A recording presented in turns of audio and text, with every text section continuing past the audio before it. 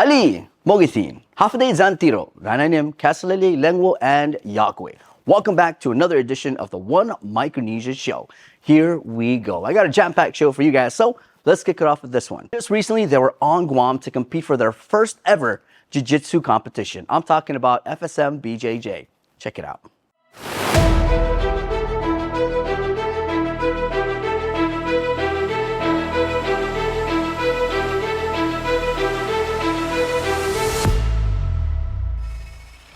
Recently, the FSM Brazilian Jiu-Jitsu Federation competed in their first outing at the 2024 Copa de Marianas that was held at the UOG Calvo Fieldhouse. Coming along for the incredible experience was a team of 10 and 2 coaches. President of FSM BJJ, Christopher Alfonso, who is also a brown belt, explains how his journey in Jiu-Jitsu began. They didn't really do that many sports. I did a few. Like when I was in high school in Guam, I did paddling for like two or 3 years.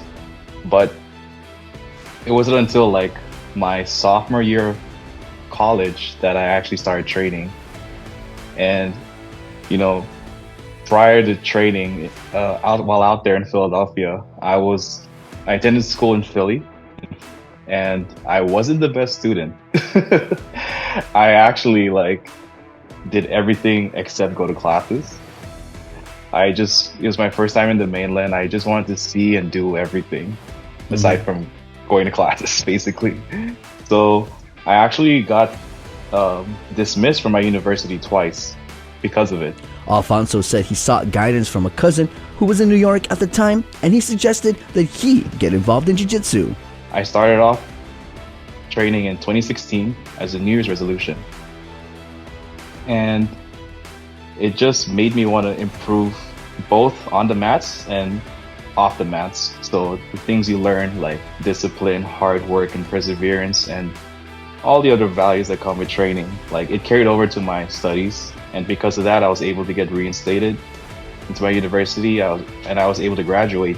And I was also on the dean's list at one point. He said jiu-jitsu did a lot of good thing for him when he was in a really bad place. But when he graduated from college in 2019 and moved back to Pohnpei to work, he was bummed that there was no jiu-jitsu training facility in the country. It was difficult getting a routine going because myself, I do travel quite a bit for work. I'd always pack a gi or rash guard wherever I would be sent off to for work, whether that's the Philippines, Japan, there in Guam, and just drop in wherever I can for training just to keep up with the practice.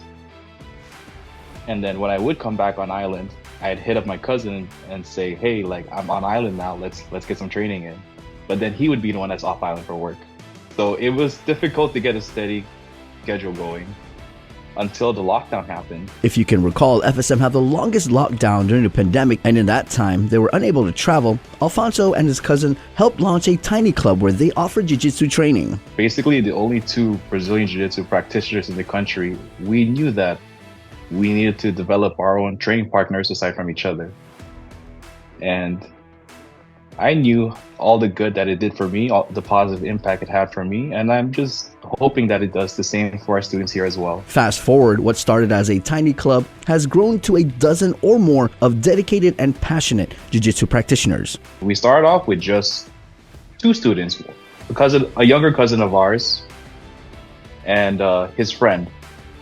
And from those 2, they through just by word of mouth alone, they asked more friends to come in. So we ended up with 12 of them total. Wow. And just from there, it was something they've never done before. It was something new, and they just all stuck with it just because of how much fun they were having. And eventually, we would open up to more and more beginners batches. A lot of it being funded by donations and generosity of businesses and individuals, but it is through this generosity that Alfonso says they were able to expand to a 30-foot by 30-foot mat. When we have everyone training at the same time, we can have up to 30 people on the mat at the same time. Wow. So it just gradually and organically grew over time. And it's always been like a cool thing to just play dream a little bit, kind of daydream that it'd be cool if we actually got a team out there to Guam to compete, because that's the nearest thing to us in regards to competitions and tournaments. And although the students may have had some nerves stepping onto the competition mats at Copa de Marianas, they shook it off and gave it their all. So total medals we got 13 medals total. We got 3 gold medals, 6 silvers, and 4 bronze medals. It was nice being able to like interact with the different coaches and the other competitors at the tournament. Like I remember that morning that we were chatting with another team's a parent from another team. His child was competing in the tournament that day, and he saw our shirts and he was like, "Oh wow, like are you guys a new team?" And we're like, "Oh yeah, we're from the FSM." He's like, "Oh wow, like it's your first time coming out here for the Copa de Marianas?" I was like, "Oh yeah, it's our first time ever." Depending on who we talk to, some of them would see us and be like, "Oh, new team, like these guys are kind of like the underdogs in a way." But afterwards, at the end of the tournament, once we started racking up the medals that we collected, people were coming up to us afterwards and being like, "Wow, your team did really good for its first team outing." Now, with their first team outing under their belt, the students go back to training and prepare for that next competition as FSM Brazilian Jiu-Jitsu. Biba, amazing job, guys. Keep it up.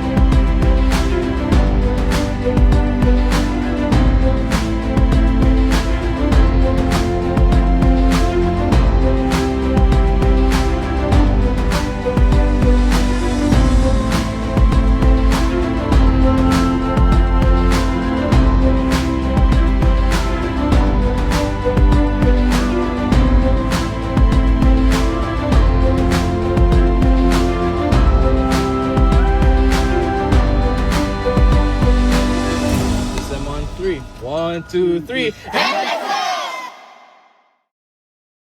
What an amazing story, and on top of that, an amazing performance at Copa de Marianas. Good job, FSM BJJ, and I can't wait to meet you guys when you guys come back to Guam for your next competition. Guys, we're going to take a break and we're back with more of the One Micronesia Show. One Micronesia Show, and we're back. The spirit of the people of Micronesia shined bright in the halls of Congress at the beginning of this year. Guam leaders joined other island delegates in Washington, D.C. to talk about the Guam Host Compensation Act. The message? Guam needs support to continue their help to COFA migrants who call Guam their home. I begin my testimony by painting a picture of a COFA migrant's journey into my beautiful island home. A couple with 7 children living in Chuuk makes the difficult decision to send the husband to Guam in search of better opportunities. Chuukese is his first language, and he is not proficient in English. Upon arrival in Guam, all travelers must go through customs and immigration process.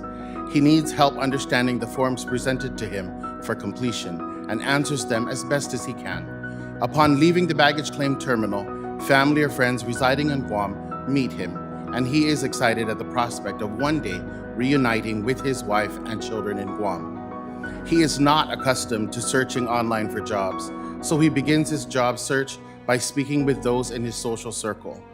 After months on Guam, living with 15 relatives in a substandard wood and tin 2-bedroom home, and remaining unemployed, he finally lands a job as a yard maintenance worker and earns less than $500 a month. He slowly discovers that reunification with his family will be more complicated than imagined, and he longs for his wife and children. Out of frustration, he turns to alcohol to numb the loneliness and pain of being unable to provide the life he and his wife dreamed of for their family. He continues to utilize alcohol as a crutch, and in an inebriated state, commits an unintentional crime of vehicular homicide.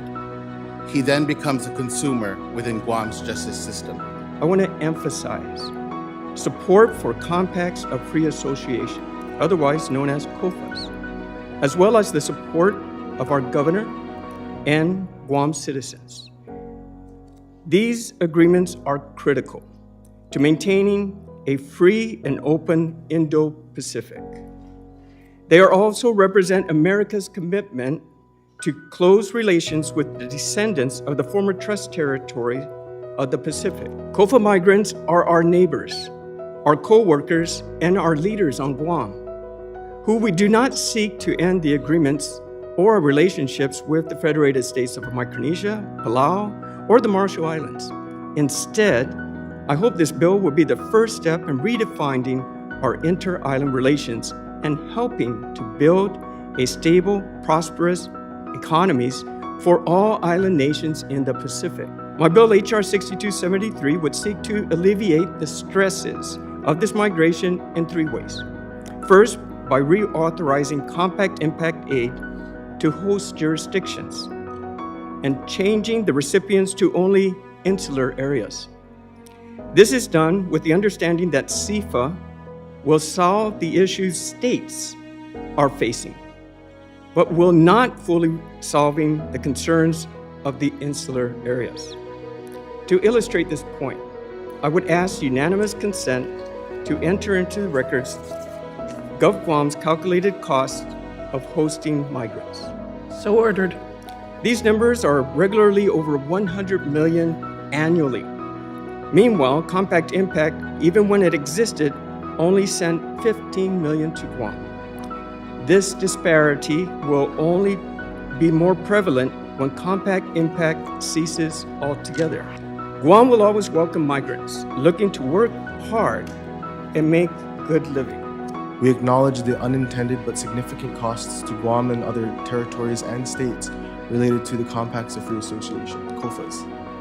According to a 2018 GAO report, after over 70 years of close social, political, economic, and cultural ties with the Freely Associated States, the FAS or the FAS, an estimated 94,000 FAS individuals have properly exercised their ability to travel under the compacts and now call the United States their home. This includes communities in virtually every state and territory in the country. However, we cannot support H.R. 6273. This bill would impose additional requirements for non-immigrant residency in Guam, which would place at risk our close relationships with the FAS, a cornerstone of U.S. national interests in the Pacific. Further, the intended effect of the proposed legislation on the compacts and the Immigration and Nationality Act is somewhat unclear, given that under the compacts, eligible FAS citizens do not require visas to travel to the United States, including Guam. We agree with Representative Moylan that more federal resources must be dedicated to support host territorial and state governments and FAS individuals residing in Guam and the other territories and states. Reimbursements to the government of Guam have been insignificant. Before fiscal year 2024, Guam received between 12 million and 16 million annually from the federal government for our government's cost in providing public services and programs to COFA citizens, and between 1.4 million to 2 million annually in Compact Impact discretionary funds. We estimate that the government of Guam spends between 132 million to 150 million each year providing such services and programs. Therefore, I request your support for Compact Impact funding solutions. H.R. 1571, also known as the Compact Impact Fairness Act, CFA, alone cannot adequately reduce the cost that COFA migrants have on our host communities. Several local services and programs rely on Compact Impact funding that CFA cannot cover, with education and public safety costs being the most significant. Guam has graciously hosted our COFA guests for almost 4 decades. In 2018, the U.S. Census Bureau officially reported that Guam has the highest number of COFA migrants in the country, with 18,874 residents from the Freely Associated States, or a little over 10% of our total population. Now in 2024, the number is estimated to be around 24,000 migrants, close to 15% of Guam's population, which includes a couple of generations of COFA American citizens. Despite hosting the most COFA migrants, Guam still does not receive the most significant amount of compact impact funding. The Office of Insular Affairs allocated only $35 million in compact impact funding, including $5 million, which may be available at the discretion of Congress. Guam's costs alone for educating, providing health care, as well as enforcing the law and keeping COFA migrants safe is at least $30 million annually. Guam Delegate Moylan invited the Biden administration rep to Guam as he plans to host a town hall meeting this year, making a further push for the funding. For more on that meeting, you can go check out KUAM.com. Guys, we're going to take a break and we're back with more of the One Micronesia Show. And we are back. On January 20th, all eyes were on the Marshall Islands as a rogue wave hit Roy Namor. We're going to find out how the recovery went, but first, KUAM's Nick Delgado gives you a look at that devastating wave. The door closed, keep the door closed. Whoa! Where's Viv? Whoa! What? Where's Viv? Where's Viv? Where's, you good? You good? Oh my God.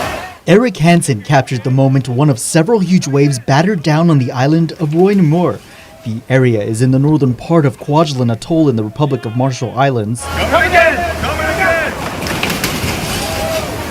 The terrifying scene unfolding Saturday night on the U.S. Army Garrison Base, where the military says they support the U.S. Space and Missile Defense Command's Ronald Reagan Ballistic Missile Defense Test Site. By Sunday morning, the military sent an air crew to conduct damage assessments from above.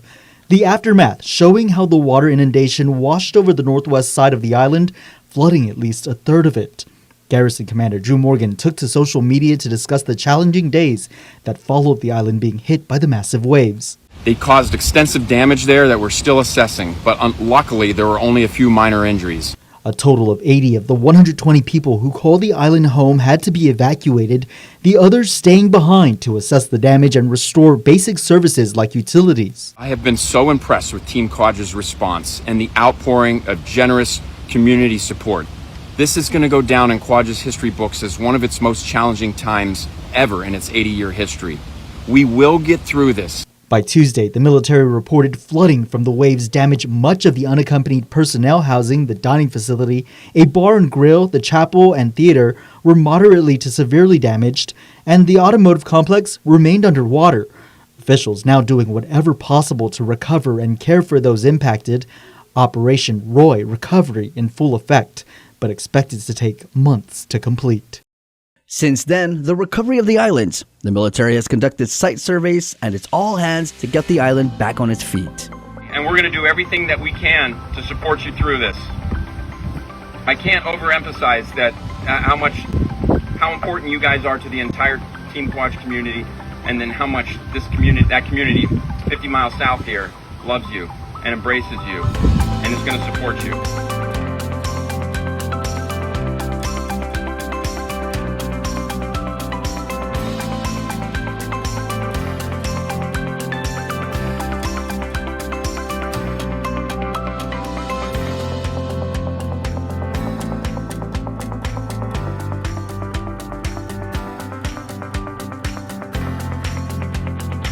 The team rallied and we started to put together the picture of what was going on.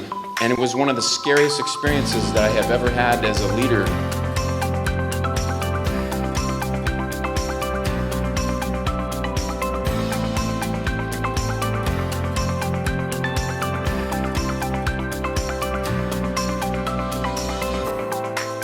This is going to go down in Quadra's history books as one of its most challenging times ever in its 80-year history. We will get through this, and we are settling in for a marathon of recovery ahead. It may last months or even years. But remember, we're important to our nation's security, and this is our home. We love our home. I'm proud of you, Team Quad. We're showing the world that we are truly one team.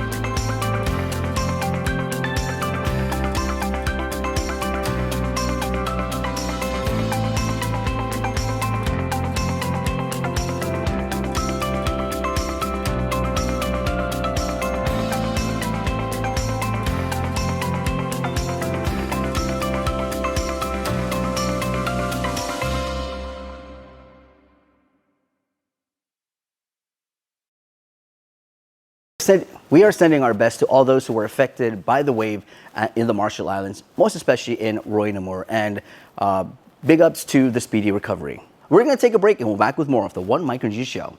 And we're back for the last and final part of the show. It's now time for the One Mic Jam Sesh, and this one, we go back to the Marshall Islands for this amazing performance.